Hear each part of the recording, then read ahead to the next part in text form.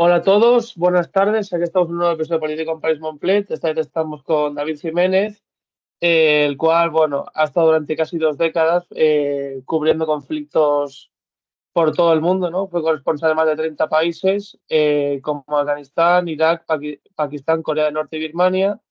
En el año 2015 asumió la dirección del diario El Mundo y una experiencia que plasmó en su exitoso libro El Director, ¿no? El cual me han regalado estas Navidades, y a lo largo de su carrera ha sido un firme defensor de la independencia en el periodismo y ha denunciado las presiones que enfrentan los medios de comunicación. Y David, pues bueno, agradecerte que estés aquí conmigo, me hayas concedido pues esta entrevista. Muchas gracias. Un placer. Yo creo que la consecución de la entrevista es una cuestión de tesón, ¿no? Porque es verdad que has estado detrás y es lo que tiene que hacer un buen periodista, ¿no? Estar ahí hasta que lo consigue. Eso, bueno, de eso vamos a hablar, de cómo ser un buen periodista, ¿no? Bueno, pues vamos a lanzar ya la primera pregunta, ¿no? Voy a citar a Platón. Su propuesta era que gobiernen los filósofos, ya que el gobernante nunca podrá ser filósofo del todo. También que el verdaderamente sabio no está demasiado interesado en poder en gobernar. Prefiere contemplar todo a no ser que tenga miedo a sufrir el gobierno de gente mediocre. ¿Tú crees que este pensamiento de Platón lo podemos aplicar a los políticos que tenemos hoy en día en España? Creo que tenemos un sistema partitocrático. Perdón si se me ve ahora justo con una iluminación casi divina mientras hablamos de Sí, esto. Es el sol que me está sí, pegando. sí, sí. Pero sí que creo que tenemos un sistema partitocrático corrompido, donde los políticos obtienen el premio no por beneficiar o hacer una gestión que beneficie a los ciudadanos, sino que beneficia a su propio partido, ¿no? Y a partir de esa base, prácticamente todo lo que vemos, ¿no? En qué gastan las energías, dónde están sus discusiones, dónde están sus argumentos, sus leyes, muchas veces pues yo creo que reflejan esa realidad, la realidad de una clase política mediocre que le debe todo siempre al jefe, al máximo del partido, y que se preocupa mucho más de la estructura interna, de la conspiración y de las intrigas de partido, que no de resolver los problemas de los ciudadanos. Vale, de acuerdo, pues vamos a pasar al siguiente bloque. Vamos a hablar del buen periodismo, eso que hablamos en la introducción. El propósito del periodismo es dar a los ciudadanos una información veraz y oportuna para hacer valer sus derechos ante la sociedad, ¿no? ¿Tú dirías que los medios de comunicación de este país, en España, cumplen este derecho tan básico? Realmente no. Tengo que decir que los medios de comunicación en España no cumplen la esencia o la misión principal del periodismo, ¿no? Yo creo que aquí hay que distinguir un poco, sobre todo para quién trabaja un periodista, para quién trabaja un medio de comunicación, ¿no? ¿Trabaja para defender los intereses de las empresas o de los políticos o para defender a los ciudadanos y el sistema en sí, ¿no? Que protege a esos ciudadanos? Y ahí es donde yo creo que los periodistas han traicionado la esencia de su propio trabajo, el espíritu del periodismo, y se han arrimado al poder renunciando a convertirse en los portavoces realmente de los ciudadanos, ¿no? Esto se ve claramente en cómo esos poderes económicos y políticos condicionan el contenido de los medios de comunicación, como por ejemplo las grandes empresas del IBEX deciden si un medio de comunicación en España publica o no publica una noticia negativa sobre ellos.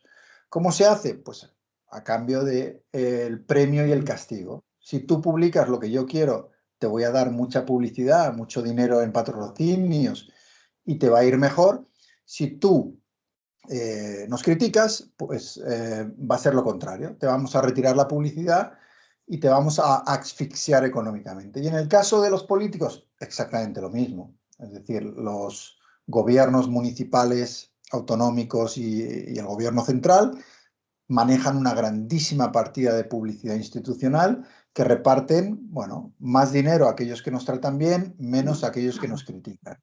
Si a eso le añades que desde los poderes públicos se conceden licencias de radio, patrocinios de todo tipo. Bueno, pues tienen una herramienta para condicionar lo que hacen los periodistas y la utilizan. ¿El problema cuál es? Que los periodistas hayan cedido y cuando han tenido que, bueno, renunciar al premio del poder o hacer su trabajo, hayan hecho lo que no debían. Vale, de acuerdo. ¿Cómo puede hacer el ciudadano para detectar el tipo de información sesgada que publican los mismos medios de comunicación? ¿Cómo podemos combatir la desinformación que tanto nos azota en esta época? Primero hay que decir es que si tu medio de comunicación favorito siempre publica cosas negativas del mismo partido y positivas siempre del mismo partido, probablemente no es un medio de comunicación, sino un panfleto, ¿no? Es decir, un medio de comunicación que no tiene la capacidad de investigar la corrupción, por ejemplo, de igual manera a la izquierda y a la derecha o al centro, ya no está cumpliendo con su trabajo. Está trabajando para una posición ideológica, para una trinchera, para un partido político. Yo desconfiaría completamente de los periodistas con los que siempre estoy de acuerdo. Eso quiere decir que ahí hay algo que ya te tiene que llamar la atención. Oye, qué curioso que este político, este periodista siempre dice lo que yo pienso, ¿no? Bueno, pues a lo mejor es que no siempre dice la verdad, porque es imposible que todos los de un bando se equivoquen siempre y los tuyos acierten siempre. Luego, yo creo que es muy importante cuando lees una información ir a las fuentes, qué fuentes está manejando el periodista, ha hablado con unos y con otros, hay visiones contradictorias, te han aportado datos y hay vínculos, por ejemplo, si es una información que está en la web, yo puedo pinchar a los vínculos para ir a esos datos que sean oficiales. Es decir, hay muchas señales en las que nosotros podemos hacer un ejercicio de verificación propia para ver si nos están contando la verdad. Ahora, el problema es que mucha gente no quiere que le cuenten la verdad. Prefieren un masaje a sus propias ideas y aunque saben que a lo mejor el medio con el que se informan no es muy riguroso, como dice lo que ellos ya piensan, pues se van contentos con eso. Por eso también necesitamos no solo medios de comunicación más rigurosos, sino también necesitamos audiencias que estén dispuestas a aceptar verdades incómodas. Y eso no es fácil. Vale, de acuerdo. O sea, tú dirías que la audiencia ahora mismo en España prefiere, pues bueno, que se conforma con los medios que le dan la razón antes que informarse con una gran lista de medios, ¿no? Que es lo que debería de ser lo lógico, ¿no? Sí, hay una predisposición a tragarse los bulos que confirman tus ideologías, tus convicciones, tu posición. Y creo que hace falta más espíritu crítico para rechazar aquellos medios de comunicación que fabrican noticias, aunque sean noticias que nos gustan, de la misma manera que hace falta más espíritu crítico para no votar a partidos que en determinadas circunstancias se han comportado de manera inmoral, aunque sean el partido que tradicionalmente votamos o que coincidimos con sus ideas.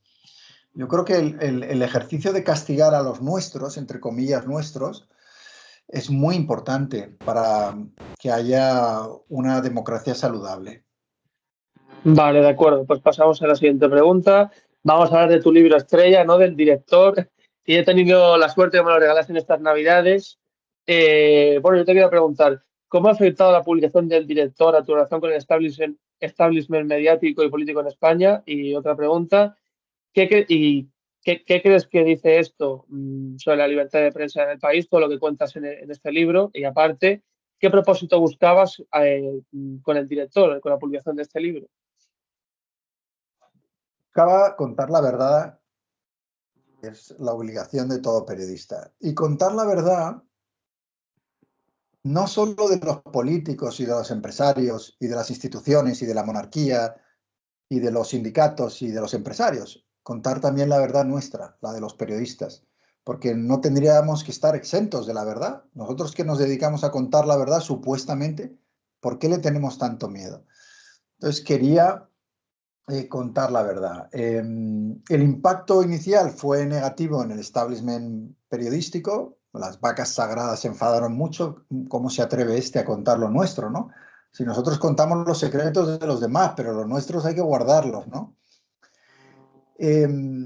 Inmediatamente el libro se convirtió en un bestseller. Sigue siendo un bestseller, va por la edición número 14.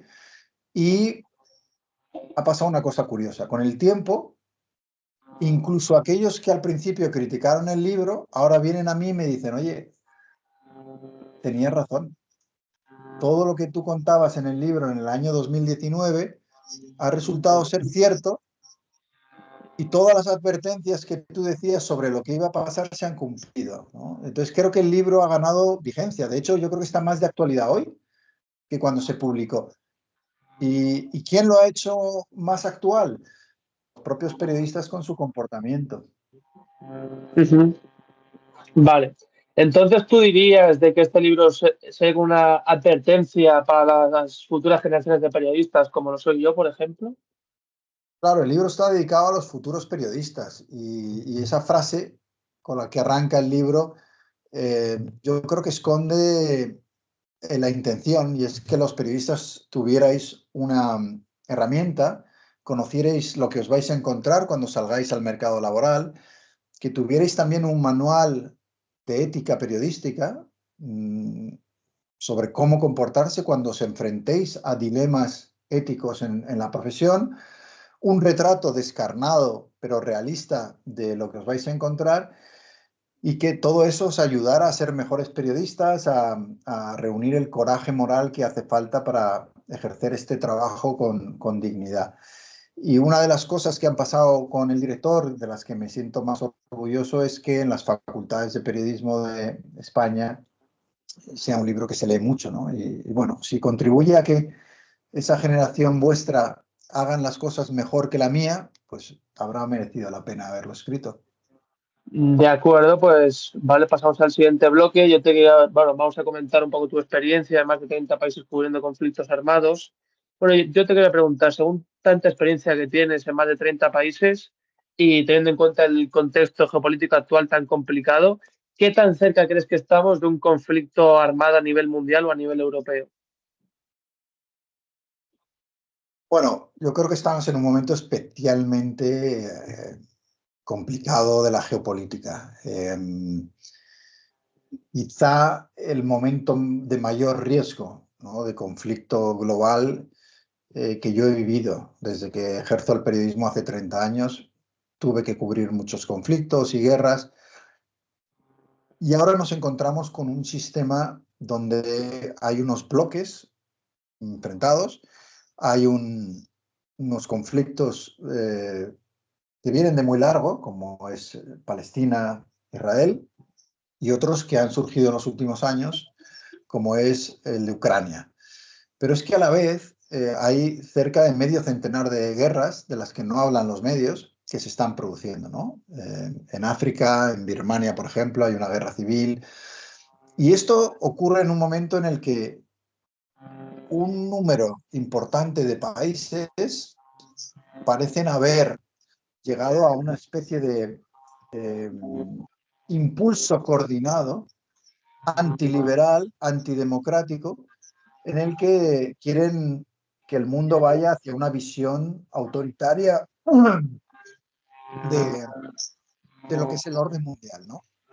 Y en ese orden pongo a Corea del Norte, o a China, pongo a Rusia y pongo también a Irán, ¿no? Países que claramente tienen un modelo en mente que no respeta los derechos del individuo y, y que está basado en coartar las libertades y en la acumulación de poder en unas élites muy pequeñas en esos países. ¿Quiere esto decir que las democracias liberales europeas, por ejemplo, no están exentas de problemas? No, hay muchos defectos y muchas cosas que mejorar. Pero hay una gran diferencia entre ser una democracia averillada o que necesita regeneración y ser parte de estas dictaduras que creo que tienen un modelo de gobierno para el mundo que es muy perjudicial. Creo que ahí se produce un choque, claramente, y a la vez hay unos intereses que están cambiando en el mundo. Pues están surgiendo nuevas potencias, como es el caso de China, que además están avanzando mucho en el aspecto tecnológico, y creo que hay dos potencias,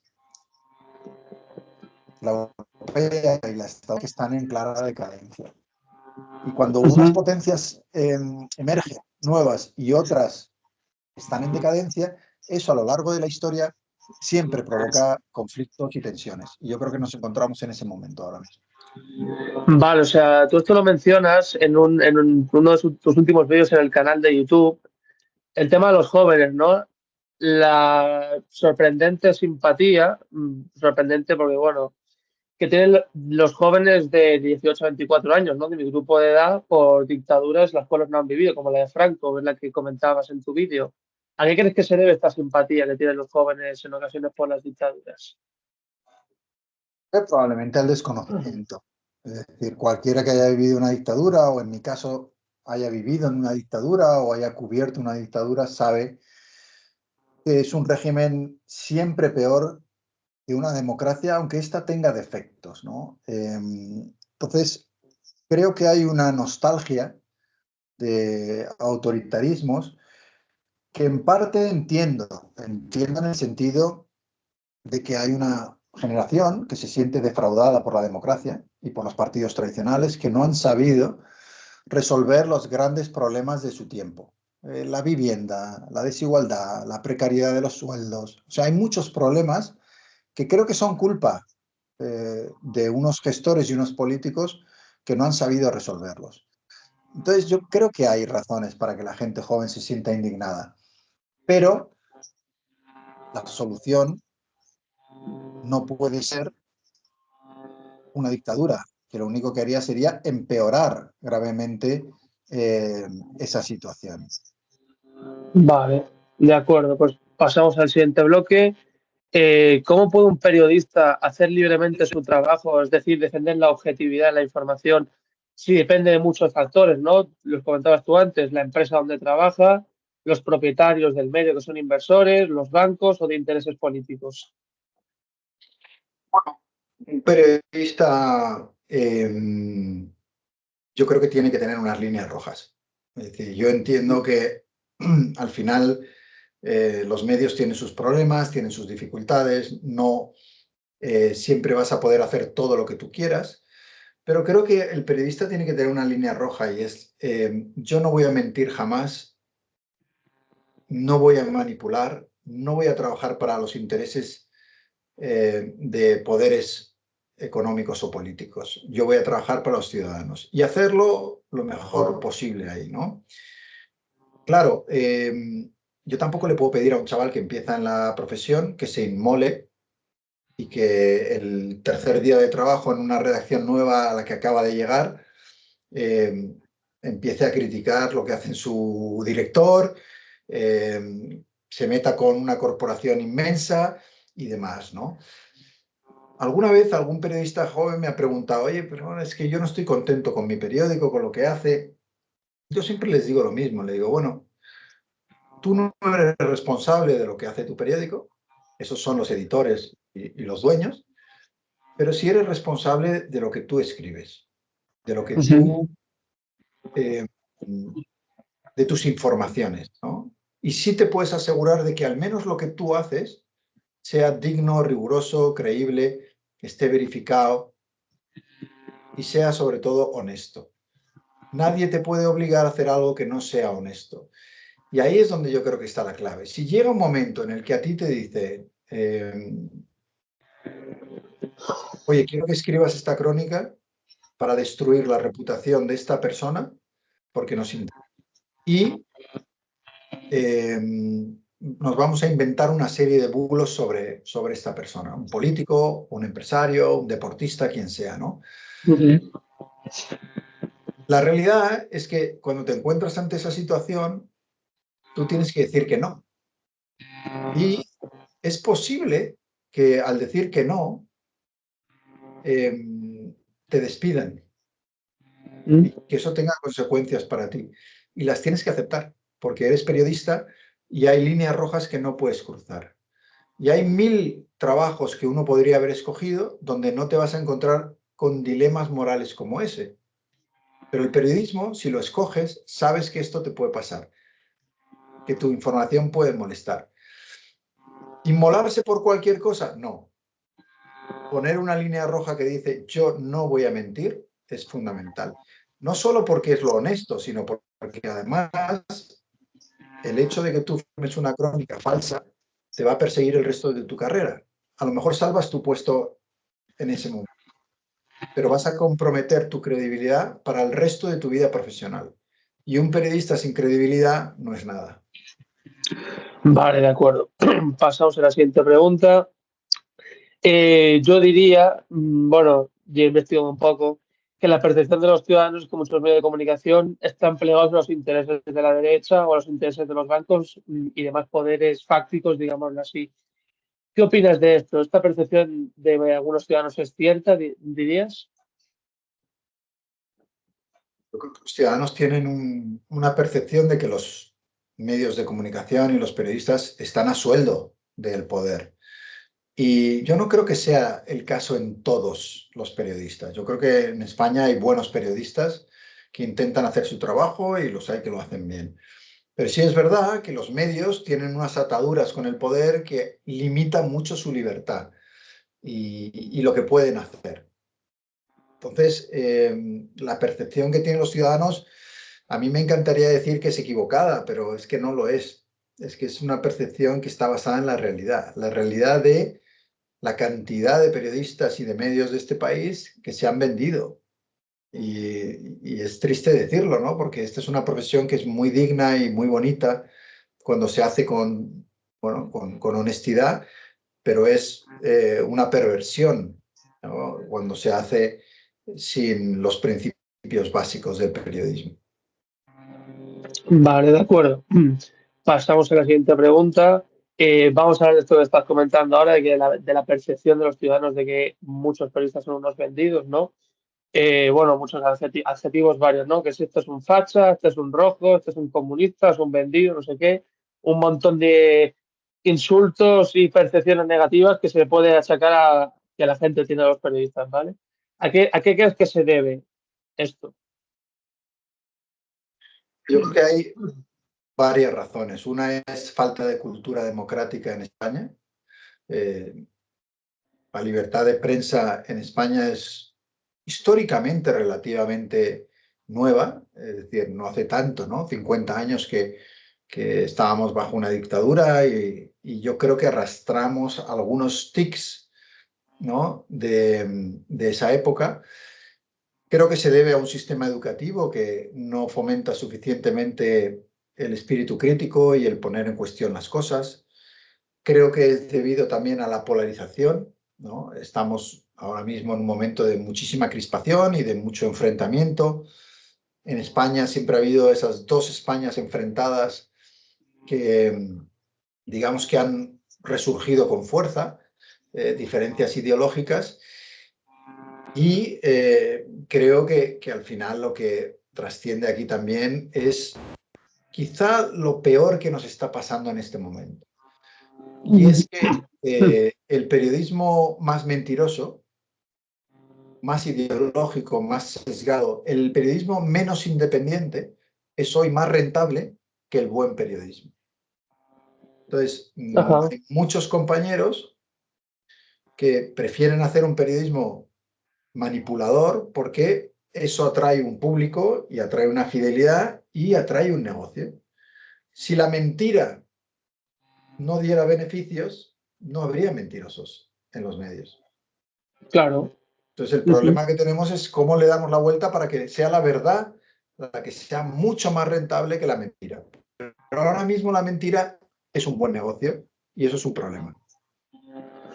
¿Tú dirías que ahora mismo en España, bueno, ahora me estoy acordando de un momento que ha pasado hace más o menos un mes, dirías que ahora mismo en España estamos en un buen momento para ejercer la profesión del periodismo? Porque hemos visto, ¿no? Por ejemplo, los últimos meses, bueno, todo lo que ha pasado, el lanzamiento de micros, de romper micros, no sé qué, esos momentos que, bueno, han sido muy muy virales, ¿no? ¿Dirías que ahora mismo estamos en un buen momento en España para ejercer el periodismo o por todo el clima tan políticamente sesgado, digámoslo así, no es un buen momento para ejercer esta profesión? ¿Qué es qué es lo que opinas?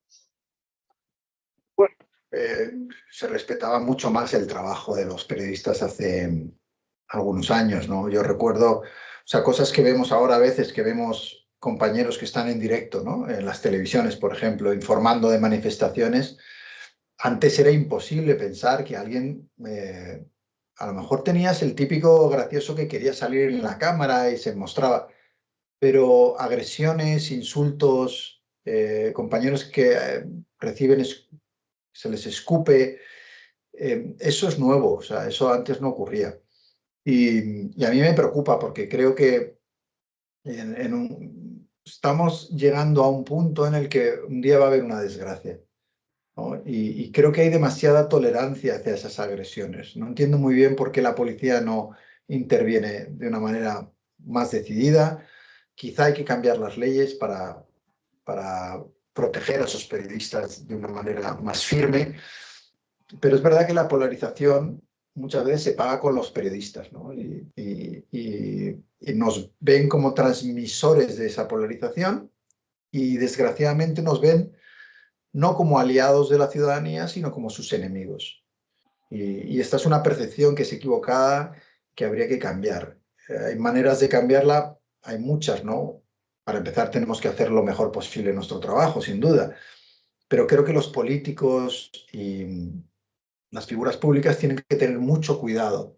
Está muy bien criticar a los medios, yo lo he hecho y me parece correcto, pero nunca cruzando la línea que hace que esos periodistas, que como cualquier profesión, su trabajo debe ser juzgado y criticado, no convertirlos en enemigos, que es una frase muy de Donald Trump, ¿no? Él siempre dice que la prensa es el enemigo del pueblo, ¿no? Ese mensaje Sí. que es acalado y que lo dice también, lo escuchas en Maduro y lo escuchas en los populistas de derechas e izquierdas, desgraciadamente en las democracias liberales como esta, también estamos empezando a escucharlo, ¿no? Los enemigos son los periodistas. Es muy peligroso. A mí me preocupa que algún compañero pueda terminar sufriendo un incidente grave si no ponemos freno a esta situación. De acuerdo, vale, pasamos a la siguiente pregunta. Vamos a hablar del proceso de la hora de publicar información. Intervienen varios agentes, ¿no? Como sabemos, el equipo de redacción y, bueno, el propio periodista, además. ¿Quién más está por encima a la hora de publicar una determinada información en un medio de comunicación? Y aparte, otra pregunta. Porque muchos, aquí va el kit de la cuestión, porque muchos ciudadanos desconocen el funcionamiento del proceso a la hora de seleccionar la información que se publica y cómo se gestiona. ¿Lo podrías explicar? Depende un poco de los medios, ¿no? Si estás hablando de un diario, de una radio, de una televisión, bueno, varía mucho, ¿no? Pero en un periódico, que es lo que yo conozco mejor, un periódico que tiene suficientes medios, al final hay un proceso en el que un periodista ofrece a su jefe inmediato una noticia o al revés, el jefe envía a ese periodista a cubrir una información, ¿no? Si el periódico hiciera bien su trabajo, el redactor escribiría su noticia con total libertad. Luego eso, habría un redactor jefe que lo verificaría, que haría las preguntas, de decir, oye, bueno, ¿y esto que dices aquí? Quiero las fuentes, ¿no? O con quién has hablado. Eso a su vez va a una reunión donde se reúnen los jefes de todas las secciones y ofrecen al director de ese medio las noticias del día. Y el director tiene que escoger cuáles van a portadas, cuáles tienen importancia, cuáles no, y hace una selección de toda la información, ¿no? En última instancia, bueno, pues eso, en la época buena y dorada del periodismo, pues todavía había un proceso más de edición, de estilo, de gramática, de ratas y demás. Y ese era el proceso cuando las redacciones tenían medios, pero ahora ocurre que los propios periodistas muchas veces cuelgan sus noticias sin que pasen ningún proceso de verificación, ni de comprobación, ni de edición. Y eso es un problema, internamente, ¿no? ¿Qué ocurre? Aparte de todo esto, luego están los dueños de las empresas.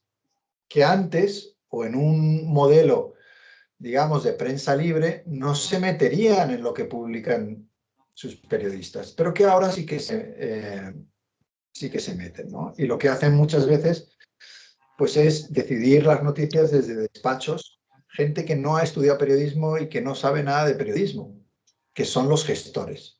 Por eso digo yo en el lector que ¿cuándo se jodió el periodismo? Pues bueno, cuando los gestores empezaron a hacer de periodistas y los periodistas empezaron a hacer de gestores. Ajá, vale, de acuerdo. Pasamos al siguiente bloque. Personalmente creo que muchos ciudadanos están hartos de querer y escuchar noticias, de que muchos dicen que cada uno dice lo que le interesa a los políticos, ¿no? Como tú estabas comentando. ¿Crees que esta percepción ciudadana puede dejar mal a todos los profesionales de la comunicación? Y otra pregunta, ¿no existe control alguno de los medios de comunicación para frenar la gran falta de objetividad que ahora mismo tenemos en el periodismo actual, en España, por ejemplo?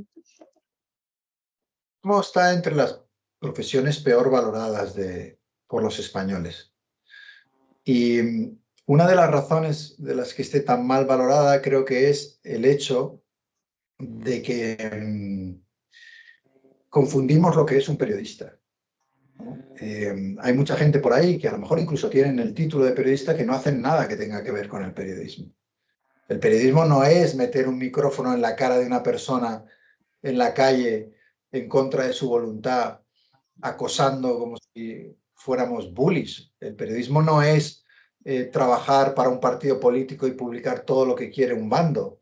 El periodismo no es contar la intimidad de las personas y asaltar su privacidad. Es decir, hay muchas cosas que no son periodismo que desgraciadamente pasan por ser periodistas. Y lo primero que había que aclarar es que no, que un periodismo es una persona que recoge y difunde información rigurosa, contrastada y relevante para los ciudadanos. Si Vale. definimos el periodismo como eso, entonces el número de personas que en realidad son periodistas en España es mucho menor del que creemos. No hay tanta gente haciendo eso. El resto son propagandistas, son manipuladores, son comunicadores, son lo que quieras, pero no son periodistas. Vale, de acuerdo. Pasamos a la siguiente pregunta. Vamos a hablar del conocimiento que tienen los ciudadanos de los temas de actualidad. Por ejemplo, el tema del caso de la investigación contra la esposa del presidente del gobierno, la hermana del presidente del gobierno, el caso de la investigación contra el fiscal general del Estado, la investigación contra la pareja de Isabel Díaz Ayuso, etcétera. Sales a aquella pregunta sobre estos temas actuales y de cada 10 personas lo saben 7, tienen algún tipo de información sobre estos temas, ¿no? Pero en cambio, si nos remitimos a temas de más actualidad, bueno, más actualidad no, digamos, que nos afectan más de primera mano, ya sea la subida del salario, el precio del aceite o el litro de la gasolina, y de cada 10 solo tienen información 3. ¿Esto es normal realmente, que no se tenga tanta información sobre temas que nos afectan más de primera mano? Es uno de los problemas que tiene el periodismo en España, ¿no? Que muchas veces se hace un periodismo dirigido a otros periodistas, a políticos y al gueto o al establishment, sobre todo de Madrid, ¿no? Y se deja muy de lado los problemas reales de la gente. Yo veo muchas veces que la información, toda la energía va a las peleas entre los políticos que no llevan a ningún lado. Y en cambio no se cuentan realmente los problemas que la gente tiene y cosas que sean relevantes para la gente. Creo que es uno de los problemas y los déficits más importantes que tiene el periodismo en España. El no tener el pulso de la sociedad para estar informando de las cosas que realmente son relevantes para la gente. Vale, de acuerdo. Y también es la manera, ¿no? Porque yo recuerdo en la charla que donde te pedí la entrevista hace un par de meses, comentabas una anécdota que yo me acabo de acordar, ¿no? Eso de que tú ves a determinados medios, con el caso de Begoña Gómez, por ejemplo, que todo es malo, no sé qué, y que buscan todo trabas para perjudicar a la esposa del presidente del gobierno, y al revés. Luego ves a otros medios de comunicación que buscan cualquier atisbo de defensa posible que se le pueda dar a la esposa del presidente del gobierno, claro. Y luego eso es lo que crea la desafección ciudadana de la que estábamos hablando. Porque hay mucho sesgo y la gente lo sabe. O sea, si tú abres los periódicos por la mañana y ves que la misma información está contada de manera radicalmente opuesta, dices, bueno, esto es imposible. O sea, la opinión puede ser diferente, pero ¿cómo es posible que una misma información sobre la declaración, por ejemplo, del fiscal ante el Tribunal Supremo, se pueda relatar de maneras completamente opuestas? Eso no debería ser así, ¿no? Entonces, ¿por qué se relata de manera opuesta? Porque el sesgo ideológico de los medios hace que cada uno busque beneficiar a una parte. Y eso es lo que habría que eliminar si queremos recobrar la confianza de la gente en el periodismo, que yo creo, como decía antes, que se ha perdido, pero se ha perdido con razones evidentes. Ajá, vale, de acuerdo. Pasamos a la siguiente pregunta. Temas complejos y soluciones simplistas. Esto es propio de la extrema derecha en Europa y en el mundo. Y es, unas fuerzas políticas que no solo no retroceden en votos, sino que están avanzando de forma preocupante, ¿no? De hecho, en Europa gobiernan en varios países. Bueno, ¿de dónde crees que sacan estos votos? Yo tengo mi propia teoría, que son, sobre todo, sacan mucho voto de la policía, de los funcionarios de prisiones, y en el caso de Vox en España, como estábamos comentando antes, es el primer partido con más apoyo entre el grupo de edad de entre 18 a 24 años. ¿Cuál es tu teoría? ¿De dónde saca tantos votos la extrema derecha en Europa ahora mismo? Del fallo estrepitoso de los partidos tradicionales a la hora de resolver los problemas de los ciudadanos. O sea, los populistas se benefician siempre de la decepción de la gente y ofrecen soluciones fáciles, como decías, a problemas complejos. Pero si antes se hubieran solucionado esos problemas, pues los populistas no tendrían la oportunidad de tener ese apoyo. De hecho, si uno ve en otros momentos de la historia, el populismo siempre ha crecido en momentos de crisis y de incertidumbre. Y la falta de soluciones a cosas como la vivienda o como la desigualdad o como la precariedad, pues hace que mucha gente vea soluciones en estos líderes que suelen ser carismáticos y que, bueno, dicen lo que la gente quiere escuchar y te prometen que lo van a arreglar todo y lo van a hacer rápido y fácil y demás. Bueno, y hay gente que compra esas ideas, ¿no? Si a eso le añades que los últimos años esos populistas han contado con una máquina masiva de desinformación a través de las redes sociales, por ejemplo, para que sus mensajes lleguen a más gente, Ujú. tienen más oportunidades hoy que nunca de expandir su mensaje y de captar a gente que está desencantada. Bueno, de hecho, dos ejemplos de lo que tú estás comentando ahora es claramente Calin Georgescu en Rumanía, que consiguió burlar al algoritmo de TikTok para que no le trataran como un candidato político. Y otro ejemplo muy claro, muy actual, es Donald Trump, por su afinidad con Elon Musk, que Elon Musk puso toda la maquinaria de X en favor de la campaña republicana y mira cómo ha surtido efecto. Bueno, es que al final, por mucho que te puedan no gustar los líderes populistas, son populistas precisamente porque tienen una capacidad muy grande de atraer al público, ¿no? Y luego cuentan con una ventaja por encima de un político quizá más tradicional, ¿no? Yo creo que todos los políticos más o menos mienten, pero el político populista miente sin ningún tipo de contención, le da igual, o sea, puede mentir constantemente, ¿no? Y crear realidades paralelas que hacen que, bueno, construyan, también son muy buenos, creo, expandiendo el odio hacia el otro, es decir, creando un enemigo que hace que el apoyo hacia ti sea mayor. Si tú convences a la gente de que los que no piensan como tú son una amenaza, que van a poner en peligro tu forma de vida, que no es simplemente una opción diferente políticamente, sino que es gente que va a perseguirte a ti como persona, por lo que piensas, si tú les convences de eso, pues entonces tienes no solo muchos seguidores, sino seguidores muy fieles que terminan siguiéndote hasta el fin del mundo o hasta el fin del precipicio, como puede ocurrir.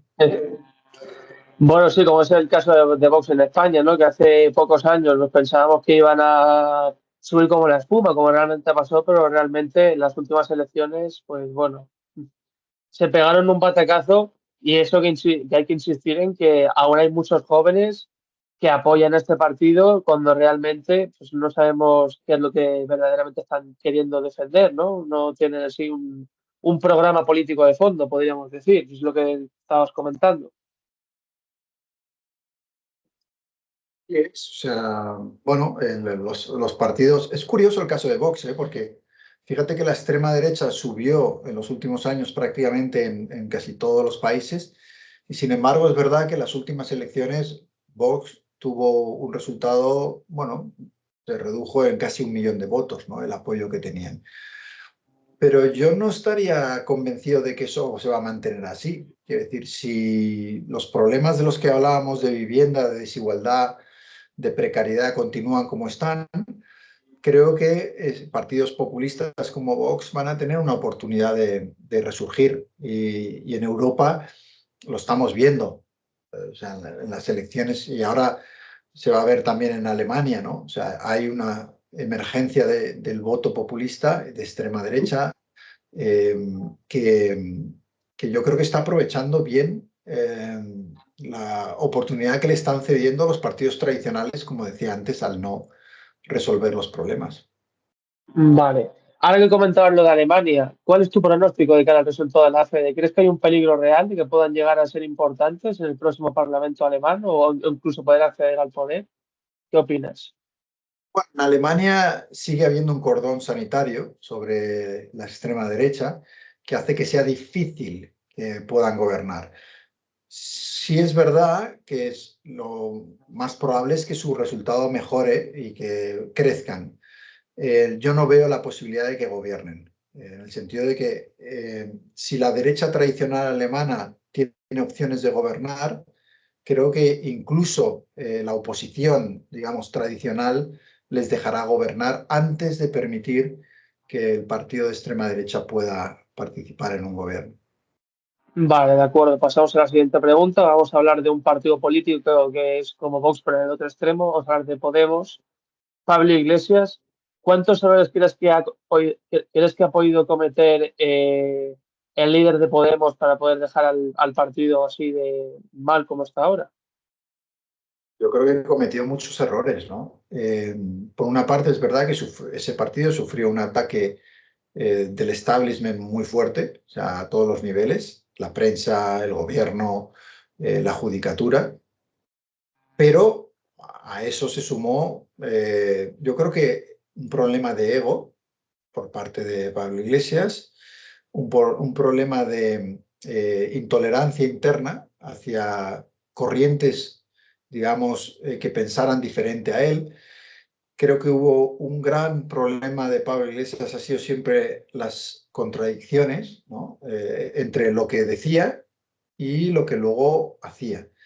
Y eso yo creo que es lo que más ha perjudicado a Podemos. O sea, el hecho de que detrás del discurso eh, político muchas veces no había un ejemplo a seguir, ¿no? En las acciones.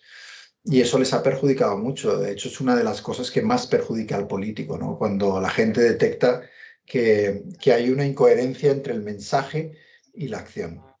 De acuerdo, vale, pues nada, nos faltan dos preguntas y ya cerramos y te dejo marcharte. Ya he visto que has escrito. Bueno, te planteo la penúltima pregunta. Eh, ¿Cuáles dirías que fueron los errores más significativos de Inés Arrimadas y Albert Rivera para poder, bueno, para fulminar un proyecto que era en su día muy ilusionante, como fue el de Ciudadanos? Bueno, el caso de Albert Rivera creo que también es una cuestión de ego, igual que Pablo Iglesias, ¿no? A los dos los mató el ego. Pero es verdad que ese es un partido que en un momento dado obtiene unos resultados buenísimos. Su líder cree que va a ser posible desbancar hacia la derecha al Partido Popular y creo que comete el gravísimo error de, teniendo la oportunidad de pactar con Pedro Sánchez, no lo hace. Al no hacerlo, digamos que la utilidad que para muchos votantes tenía ese partido, que era moderar y empujar la renovación y la regeneración de los partidos tradicionales, Bueno, pues la gente se da cuenta de que eso no es el caso y yo creo que penaliza mucho a Albert Rivera, que en las siguientes elecciones tiene un resultado desastroso y se tiene que marchar. Vale. Yo creo que es un partido que, igual que Podemos, es que tuvieron en un momento dado la oportunidad de despertar mucha esperanza en sus votantes y luego defraudaron porque no supieron manejar el éxito que tuvieron. Y creo que esos dos liderazgos tan fuertes, tanto de Pablo Iglesias como de Albert Rivera, tenían el problema de que sus partidos eran muy dependientes de ellos. Vale, Cuando ellos vale, fallan, cuando ellos se caen, bueno, pues no queda nada detrás. vale, pues nada, te planteo ya la última pregunta, así rapidillo. Vale. Bueno, tú en tus charlas hablas mucho de periodismo, ¿no? Cómo ser un buen periodista, de hecho lo hemos hablado mucho en esta videollamada. ¿Me podrías dar 5 claves a mí y a cualquiera que ahora mismo esté en la facultad estudiando la carrera para poder ser un buen periodista? Y luego otra pregunta que es muy breve también. ¿Cómo podemos mantener la objetividad de los periodistas a pesar de todos los factores que la desafían, como los que hemos hablado anteriormente? Bueno, yo creo que las 5 son honestidad, honestidad, honestidad, honestidad y la quinta, honestidad. Yo creo que un periodista siempre se puede equivocar. Yo me he equivocado muchas veces como reportero, como corresponsal, como director del Mundo. Lo que no puede hacer un periodista es equivocarse adrede, es decir, manipular, mentir y hacerlo a sabiendas, ¿no? Eh, Tener la honestidad de querer acercarte a la verdad lo máximo posible, dejando atrás tus convicciones, tu religión, tu ideología y realmente tener un compromiso con el ciudadano, ¿no? Esa es la clave para mí. Por eso, sin esa palabra que es honestidad, todo lo demás que hagas no sirve para nada. Tú puedes ser el tío más educado, más formado, que más conocimientos tiene, estar preparadísimo, haber hecho 20 másters, da igual. Si no eres una persona honesta en tu vida en general, no vas a ser un periodista honesto. Entonces yo diría que antes que periodista está la persona, ¿no? Y ese estereotipo, ¿no? Ese cliché que se atribuye a Kapuczynski, ¿no? De que para ser buen periodista hay que ser buena persona. Yo no sé si hay que ser buena persona, pero desde luego que hay que ser una persona honesta, a la que le guste la verdad, creo que sí, que eso es fundamental. Y si no, no hay nada que hacer. No vas a ser nunca un buen periodista. Vale, de acuerdo, pues nada, cerramos. Te comento una cosa rápida y ya te dejo que te puedas marchar. Bueno, pues nada, espero que os haya gustado esta entrevista. A ti, David, que hoy has sido el protagonista. Afortunadamente, no después de mucho tiempo que te he estado existiendo, por fin te he tenido aquí delante. Un placer tener a alguien como tú aquí que vaya a Hecho, poder enseñar. muy bien hecho, hombre. Yo, es verdad que ahora estoy muy liado, que tengo muchas peticiones de entrevistas, ¿no? Pero creo que tú has hecho algo que está muy bien y que yo he hecho en el pasado cuando he querido entrevistar a gente como el Dalai Lama o, bueno, a premios Nobel y a políticos que se me resistían y es insistir, insistir, insistir y no aceptar el no como respuesta. Me parece que es uno de los elementos importantes del periodismo. Así que enhorabuena por haberlo conseguido y un placer haber estado contigo. Por cierto, a mi profesor Mario le gustó mucho tu dedicatoria, ¿eh? Ah, Ya bueno, qué después bueno. de la entrevista le Sí, gustó mucho sí. la dedicatoria que le pusiste. Qué bueno, qué bueno. Pues te ponga un sobresaliente, macho. No, no, me puso un sobresaliente, un 9 saqué en su Muy bien. asignatura. Me alegro, me Nada, alegro.